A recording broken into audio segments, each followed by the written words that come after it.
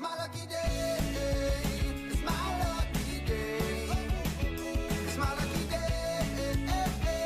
My lucky day. Don't need a pot of gold. Good morning, everybody. Today is September 14th, and I want to welcome you to episode 41 of Coffee and Cloud Native. That looks dumber than I thought it would. My name is Adrian Coynes. Every night, my army of bots and I scour the internet for news and content related to Kubernetes and Cloud Native, and every day you'll find me here to share the bits that I find interesting. This is a curated list of content. I go through around 200 submissions every night, and I select just a handful of them for the next day's show.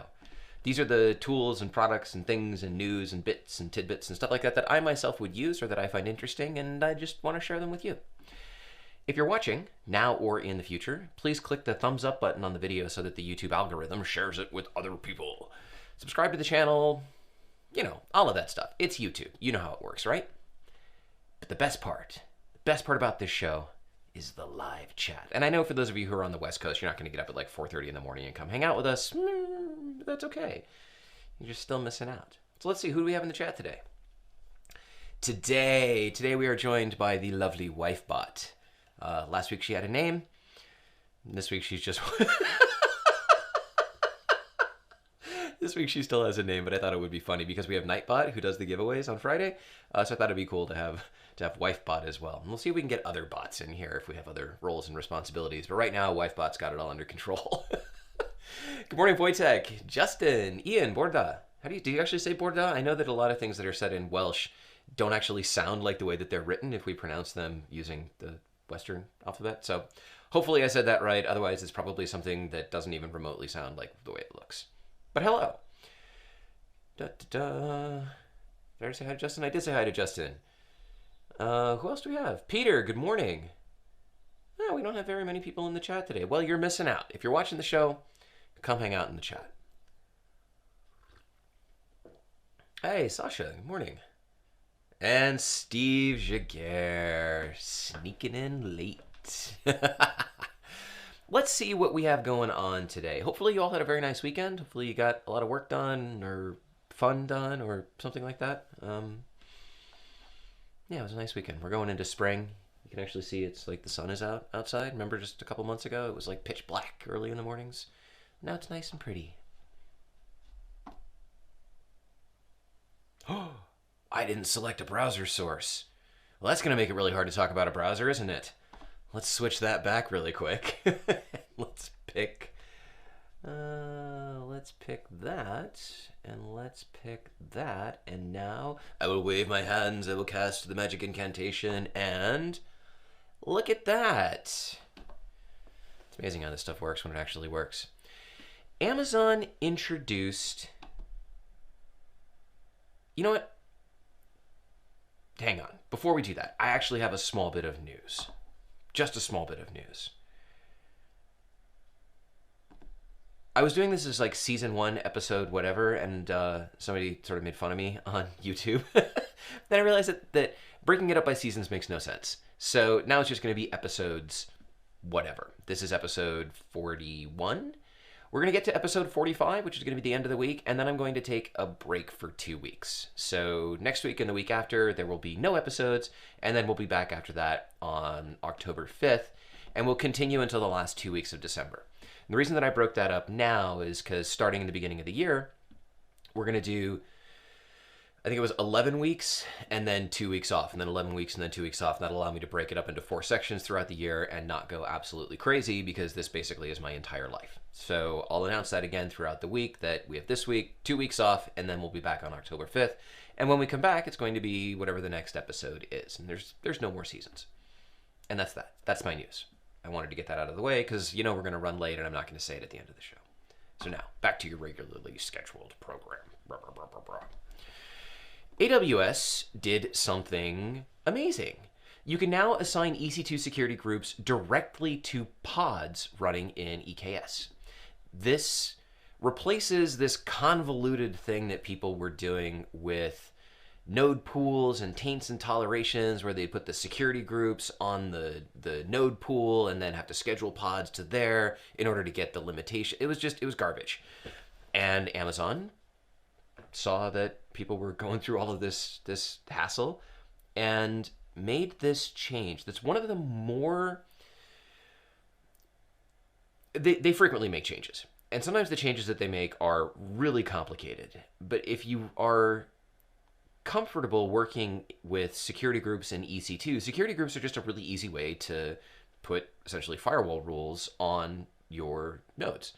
And making this available to pods is just really smart. It didn't dramatically increase the complexity of the solution. You already have IAM roles for service accounts, and those provide security at the authentication layer. In the cluster, you have network policies to control cluster access, but they don't control access to things outside of the cluster. So imagine if you have, in this example here, they're talking about if you have like an RDS instance out there, how do you control access outside of that? You ended up having to put similar things in multiple places. That's duplicated effort. That's human error. The way that this works is by creating a trunk interface on the node and then branch interfaces that are assigned to pods. And then security groups are assigned to branch interfaces. They even went so far as to make it Kubernetes native-y. Where can I scroll this down? Nope, that's service accounts. By making it a CRD, and it's somewhere, it's a really long article. So the security group, okay, I'm not going to find it, but somewhere in here, one of these things, they actually made it more Kubernetes native so that you're not having to configure stuff in the AWS console. You can just do this directly from within your EKS configuration. It does introduce a new IAM policy, Amazon EKS VPC Resource Controller, which you need to assign to your nodes so that they can modify VPC resources. This article, that will of course be linked in the show notes after the show ends, gives you everything you need to set up a test example with policies and RDS and stuff like that. So you'll just go through their tutorial and you'll be super comfortable with how this works. I normally make fun of Amazon because the news that they release is like, 2 sentences that says, hey, we did something, go figure it out. But this is a fantastic feature and an introduction to it. Checking out the chat. Steve had 7 hours of chainsaw this weekend. Oh, yeah. You are not the only one I know who also has a large piece of property. I live on a large piece of property. You do, and Shipwreck also does. And it sounds like both of you were prepping for winter with firewood. We're coming out of that. I also was working with firewood this weekend because we're still in winter, sort of. It's cold at night. Woke up this morning to frost. But yesterday afternoon, we were on the roof doing the prep for the evaporative cooler because later on this week, it's going to get up to like 30 Celsius, which for those of you who don't speak Celsius, just 30 Celsius is hot. So it's going to be frost in the morning, air conditioning in the afternoon, fires in the evening. Welcome to the world. Kubernetes native-y. Yes, Kubernetes native-y is good. I should probably not put my coffee directly in front of the camera lens. You guys get this like mood of the steam. What do we got next? Ooh, we have a sneeze coming. I will try not to sneeze. Shipwright has released their first build, 0.1.0. This is super alpha. It's an aggregator for in-cluster build solutions. There's not a lot of info on what it actually is or does, but the 3 maintainers behind the repo, or behind the org, all 3 of these guys work at Red Hat. That says something, right? This is designed for developers to create and reuse build strategies for solutions that build container images for CI/CD pipelines. That's a big mouthful of saying if you use something like Kaneko, source to image, build packs, or Builda. We had Kaneko on in episode 24, and I know that some of you use that, which is why I brought this on the show to talk about it. So if you use any of those things, you can create abstract build instructions that'll use Tecton pipelines to actually do the work. They have in their docs, where are the docs at? They have in their docs really nice architectural diagrams that explain stuff, but since I don't work directly within this, I didn't understand a lot of it. Don't tell anyone. But I understood enough to get the concept of what it is, and I wanted to share this with you guys so that you guys can go and take a look. I'm a big fan of abstractions, and I'm a big fan of things that allow you to do stuff from within Kubernetes and influence the world around you, because I think that's the direction that everything is going. So this is Shipwright, and it is their 0.1.0 release of Shipwright Build.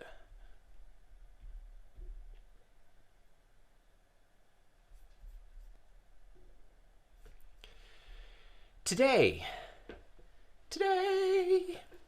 there's a free class on serverless with Kubernetes. This is being taught by our very own friend, Alex Ellis. Alex is a fan of the show. We're a fan of everything that Alex creates. That's OpenFaaS, Inlets, Arcade, Ketchup. Those are the 4 that I can rattle off the top of my head. This actually came up last week. But anyway, this is a free course from Linux Foundation that will give you an introduction into serverless, into the concepts behind serverless, and then give you hands-on experience using OpenFaaS, setting it up in Kubernetes, creating Python functions with it, and actually making it work for you, and then figuring out what you want to do with it and how to take it to the next steps. If you have any interest in serverless, whether you've used it or not, if you have an interest in OpenFaaS, this is free, and it starts today. It's 7 weeks long. Level of effort is estimated at 2 to 3 hours per week, and self-paced on your own time. So that probably means that if you spend more time with it than 2 to 3 hours a week, you can do it in less than 7 weeks. That's how my classes were set up. So there you go. Free. Free is better than cheap any day, right? Next. This.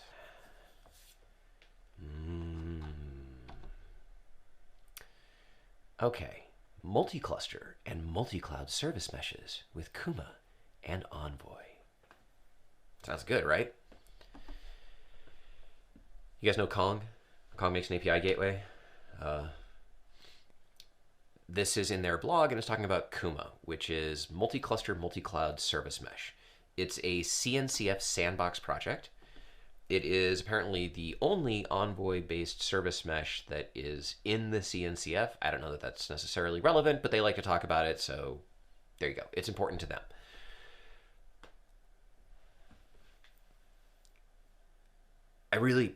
I deployed this, and I really wanted to play with it, and I realized I just have no microservices applications that really need service mesh.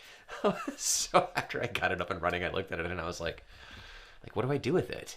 And this is the problem that I personally have with service mesh. I can put service mesh in a cluster, but basically all of my things inside of my Kubernetes clusters are endpoints. So I just don't really need multi-pod communication, but I really want it. What caught my attention about this is you can define zones along arbitrary boundaries. That could be like a cluster, a region, a VPC, a subnet, whatever. You can carve those zones up into smaller zones, but you can mix Kubernetes and virtual machine workloads. I was like, whoa, hang on a second. In my environment here at the house, I have Kubernetes cluster, but I've also got stuff that lives in LXC containers that just doesn't run well inside of Kubernetes.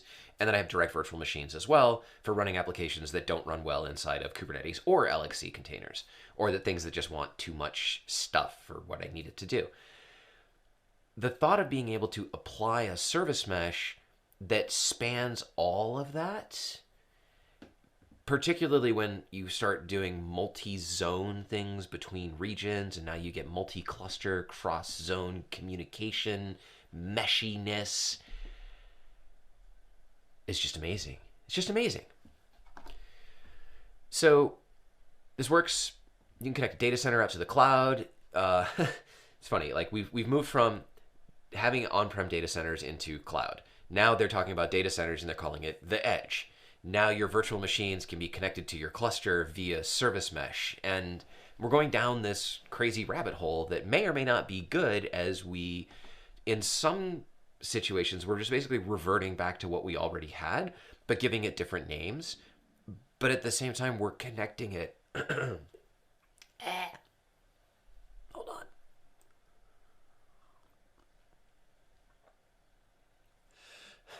Okay, we're good. No coughing, no sneezing, no sniffling. At the same time, we're connecting all of this stuff together with new tools that didn't exist back when we had all of these things, 15 years ago or whatever. So it's good, it's bad. There are arguments about, are we really making things better, or are we just making things more complex? Are we simply trying to justify our existence or creating solutions that justify the complexity of the tools that we make? I don't know. That's for you to decide. In many cases, you don't need any of this stuff. But one could argue that we don't need most of the things that we use and do and have and stuff like that anyway. Well, this article explains the multi-mesh modes, how the global and remote control planes work, how interzone ingresses work. You can even run this on Mac OS. I don't know why. Things that come out for Mac OS are because there are actual data centers where you can run an entire server farm on Mac OS. They have, Mac Pros, or I don't think we have X servers anymore, but there are people who run render farms and applications that run on Mac that do need to have large Mac OS farms. Being able to connect those to your service mesh, well, heck, that's pretty cool. So check out this blog. Check out Kuma. Just check it out. It's pretty amazing. I installed it. It's really easy to install. They give you the examples and stuff to get it up and running. It appears to be super friendly. I would like to know if it works with Service Mesh Hub. I don't know. But I want to know because next up is an article from Solo on failover and failback routing with Service Mesh Hub. I like Solo a lot. I like Solo so much that when I feature some other service mesh on the show, I feel a little bit guilty because I really like Solo. They have an article that's talking about how to use Service Mesh Hub for doing what it does. Service Mesh Hub is a solution that allows you, it provides an abstraction layer around other service meshes running in other clusters, and it gives you a standard interface for communicating with them. So if you have multiple clusters, you don't need to say, well, we need to standardize on Istio across everything, because maybe Linkerd does something that one team needs it to do, or maybe they just like Linkerd because they it doesn't matter why. Service Mesh Hub allows you to deploy multiple service meshes and then manage them from this central interface. It also enables you to do things between your service meshes that might not be possible using just the resources that are available within that particular service mesh. And that's what this article is about. This article shows you a deployment of 2 Istio clusters and a Service Mesh Hub cluster, and deploying the book info app on the 2 Istio clusters, after which they only do the upgrade on cluster 3. And following that, they simulate a failover. So they have traffic routing between them, and then they actually kill the one on cluster 1 and watch it fail over to, this is all details about whatever. They watch it fail over to cluster 3, where the version 3 app is running. Within all of this, I mean, you can see I'm like scrolling. So within all of this, the thing that they want to answer is, when does a service decide whether it should fail over in cluster or across clusters? And that's what they show you how to set up. So the decision-making tree is handled by these things that you see on the screen right now, and features that are available within Service Mesh Hub. I love Solo. I don't even need a service mesh, but I like the idea of abstractions. I like the idea of being able to do more with less. So I like the idea of using Service Mesh Hub and using it to manage other things and do stuff like this. So I found this article to be very interesting. One of the things that I struggled with this weekend around Kuma was the need for external Kubernetes clusters to manage things. It totally makes sense. If you're doing Service Mesh Hub, you have service meshes, you have multiple clusters, you need that to be managed from some central thing, and it totally makes sense that that needs to go in Kubernetes. The same is true with Kuma's universal control plane, which is how you do the service mesh between virtual machines and Kubernetes clusters and zones and regions and stuff like that. And then the global control plane needs a Postgres database in order for it to maintain its state. So I looked at, I don't have Postgres in my environment. In fact, I have a MySQL instance or MariaDB because that's what I'm using as the control, as the data store for my K3S cluster. So I start going down this yak shaving rabbit hole of do I switch MySQL out for Postgres? Can I use this thing called PG Loader to actually migrate from MySQL to Postgres and then repoint my K3S cluster to it? Do I need to do a backup and restore? And pretty soon I had this thing where I was now building out multiple new Kubernetes clusters with Postgres and whatever. And that's when I realized I don't even need a service mesh. So why am I doing all of this? And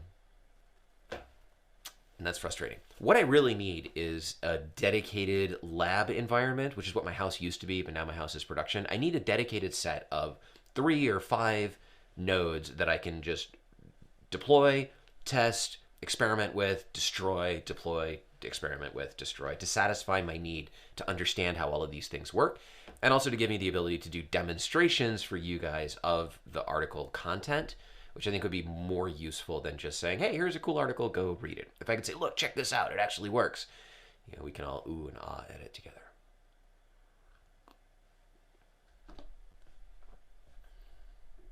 We're going to run out of time again.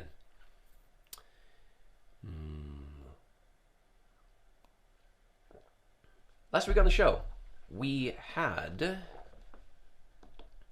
2 things that did SSO with Nginx. That was in episode 38. I asked if anybody knew about it for other ingress controllers, and somebody, I'm sorry, I don't remember who, I was trying to find it in the live stream, but somebody recommended Traefik forward auth, or at least found it and said, hey, check this out. This works with Traefik v2, so unfortunately it won't work with K3S unless you swap out the default, but you should really be using Traefik v2. This supports Google, OIDC, and generic OAuth. It works. It has some cool features for doing multiple domains and subdomains, for selectively bypassing routes based on rules. So you could have, for example, your API could be exposed without authentication, but certain path. Okay, I've just lost the ability to talk. Certain portions of your path could be protected with authentication. It does authentication persistence across multiple domains using this cool cookie domains thing, and it can extend auth beyond the Google token lifetime. So these are just some of the features that are available within it. Otherwise, it gives you long and detailed information on how to get started with it. This is Traefik forward auth. I would still like to find something that does OAuth and OIDC for the HA proxy ingress controller, because that would just allow us to round out the stuff. When you get into API gateways, they all have it.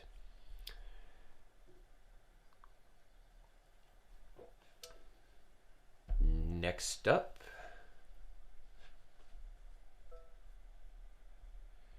Michael says, play with Kates doesn't work. Like, doesn't work at all? What do you mean? Let me know. Explain yourself. It worked for me last week. What doesn't work? Oh, you're talking about a lab. No. Okay, so that's a reasonable question.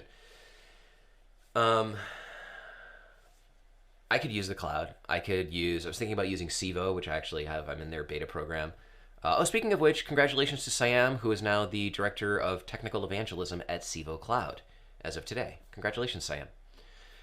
But I like having stuff that I can put my hands on. I like being able to rip and replace and destroy and do stuff. And having physical machines here in the house, 3 of them or whatever, like I have my Proxmox cluster now, would give me the ability to test other things besides cloud-based solutions with their limitations. For example, I could go to AWS, but I can't use MetalLB because I can't do ARPing with a second IP address.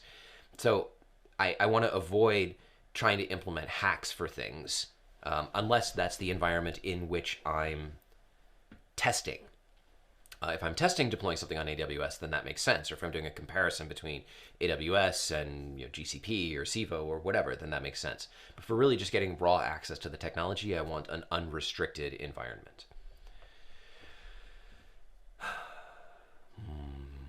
Okay, we're going to skip this. We'll quickly talk about that. So we'll talk about simple logging with Elastic Cloud tomorrow. CNCF has an end user technology radar this is pretty neat. They basically do polling of the end user community about a topic, and then they release information on how people are using it. So we see stuff that says, oh yeah, everybody's using such and such. For example, I've seen a lot of noise around Thanos as a multi-node HA Prometheus thingy. But according to the CNCF, nobody's really using it. This is very helpful in how for us making decisions about the stuff that we hear about compared to the stuff that people are using. So you can see that everybody's using Elastic, Prometheus, OpenMetrics, Datadog, and Grafana. Some people are in a trial, which is interesting, of Splunk. Splunk's been around forever.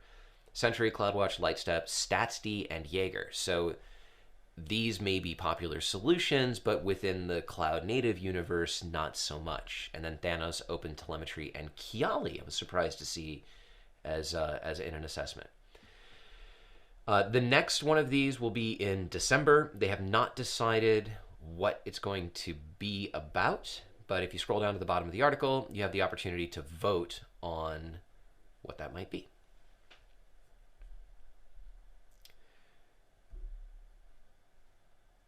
We'll talk about that tomorrow as well. Which leaves us, oh, that's sad. I was going to do a segue from this to that. Open Policy Agent, y'all know what it is. It's great. You should start using it. We'll talk about this tomorrow. And this popped up. And originally, this is going to be the tool of the day, Kubeval. Originally, I was not going to put this on the show. It's another validation tool. And we've had validation tools on the show in the past. We've had a lot of them. They do things around best practices and stuff like that. But this is from the people who made ConfTest. ConfTest is now part of OPA. That gives them a lot of credibility. So I thought that I would put it on the show today as well as the tool of the day. It's a little bit different than the ones that we've had on the show before. This will validate your Kubernetes manifests against schema generated from the Kubernetes OpenAPI spec. So it can validate for multiple versions of Kubernetes. It is not a test for best practices, but it's a validation of manifests. There's the option to pipes. It has some nice features. So for example, you can pipe stuff in via standard in, but the error messages would just say standard in contains an invalid replication controller or whatever. So you can actually tell it what the file name is of the thing you're piping in, so you can get more useful error messages. It doesn't test CRDs because it's using just the Kubernetes spec, the Kubernetes schema itself. But it's interesting. Let's see. Let's jump over here.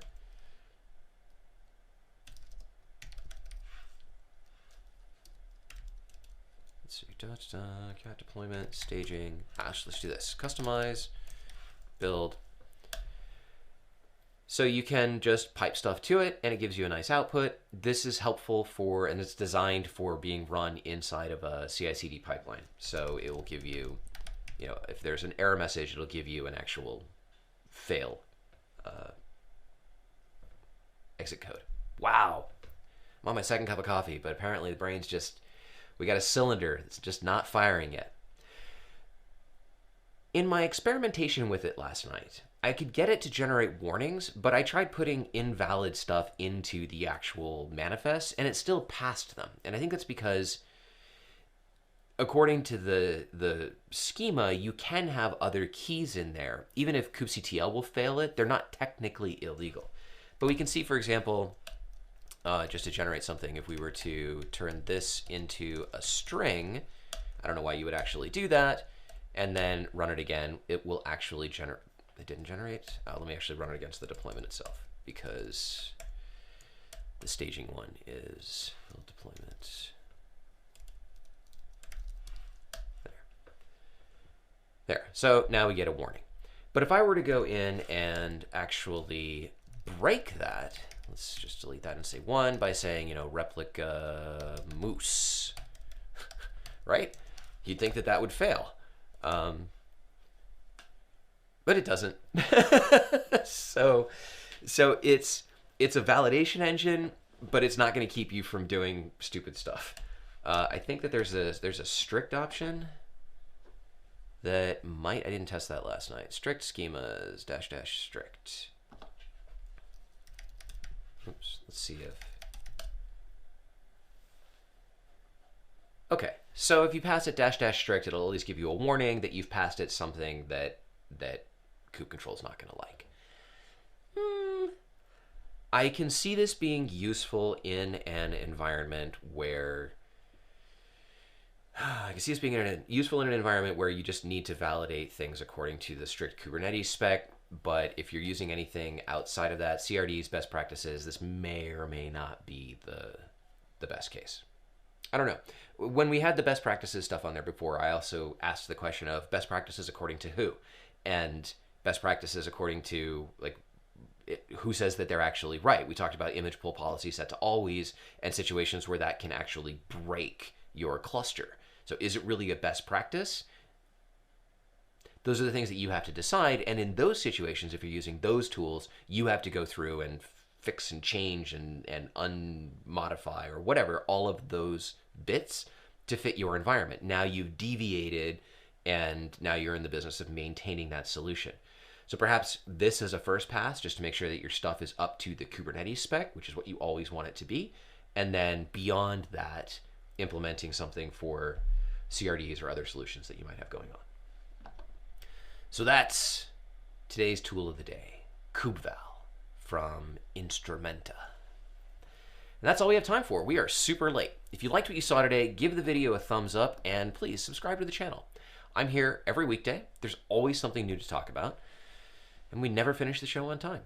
I will have all the links and the timestamps up in the video description and on the website. If you follow me on Twitter, you'll get a notification when that happens. I've been saying I'll do it in about a half an hour, and then it invariably takes like an hour. But it'll be there. It's what I do after the show. If you have something that you'd like me to consider for the show, please hit me up and let me know. My contact details are in the video description, or you can tweet with the CNCN hashtag, and I will pick it up. I see that WifeBot was sending me messages that I was ignoring. Peter wants to know my hardware of choice for home labs. In the video description is a thing that says, check out my gear. And it's a link to a place called kit.co. In there, I have some of the gear that I have for a home lab. I use fanless systems from Protectly so that I don't have fan noises because they're in the main part of the house. They're quad core with 32 gigabytes of RAM. I run Proxmox on top of that, and inside of that environment, I run all my VMs and everything else, including VMs that then run Kubernetes. This is all backed by two Synology NASs, one that I primarily use for iSCSI volumes, the other that I use for NFS and backups and stuff. It's like 12 years old, so maybe not that old, 9 years old. So I moved everything over to the newer iSCSI one that's only a couple years old. If you have any questions about specific home lab stuff, though, then just fire off a tweet or something like that. We can talk about that. Or maybe I can just do a show on all of the equipment that I actually have in the other room. So, like I said, if you mentioned a tool that you use, tell me in the comments. I love hearing about what you guys are using, your experiences with any of this stuff. If it's good, if it's bad, if it's awesome, if just tell me, because this is a conversation. I will be here every weekday as long as there's something to talk about. I will be here every weekday. And I hope that you come and join me. Have a great day, everyone. Have a great week. Keep learning. I'll see you in the next show. Bye.